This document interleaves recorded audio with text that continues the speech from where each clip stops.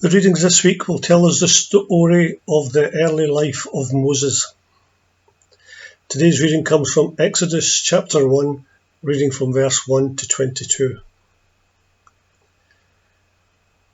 The sons of Jacob who went to Egypt with him, each with his family, were Reuben, Simeon, Levi, Judah, Issachar, Zebulun, Benjamin, Dan, Naphtali, Gad, and Asher.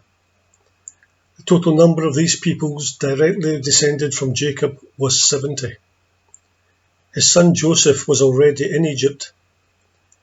In the course of time, Joseph, his brothers, and all the rest of that generation died, but their descendants, the Israelites, had many children and became so numerous and strong that Egypt was filled with them. Then a new king who knew nothing about Joseph came to power in Egypt. He said to his people, "These Israelites are so numerous and strong that they are a threat to us.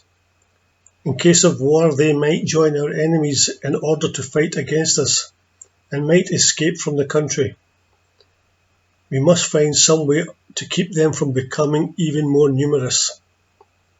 So the Egyptians put slave drivers over them to crush their spirits with hard labour. The Israelites built the cities of Pithon and Ramesses to serve as supply centres for the king. But the more the Egyptians oppressed the Israelites, the more they increased in number, and the further they spread through the land. The Egyptians came to fear the Israelites and made their lives miserable by forcing them into cruel slavery. They made them work on the building projects and in the fields, and they had no mercy on them. Then the king of Egypt spoke to Shiphrah and Puah, and two midwives who helped the Hebrew women.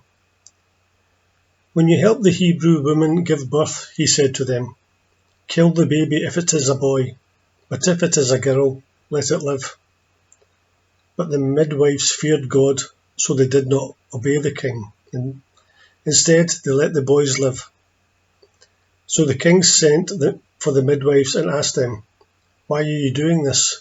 Why are you letting the boys live?" They answered, "The Hebrew women are not like Egyptian women. They give birth easily, and their babies are born before either of us get there." Because the midwives feared God, he was good to them and gave them families of their own. And the Israelites continued to increase and became strong. Finally, the king issued a command to his people: "Take every newborn Hebrew boy and throw him in the Nile, but let all the girls live." Amen.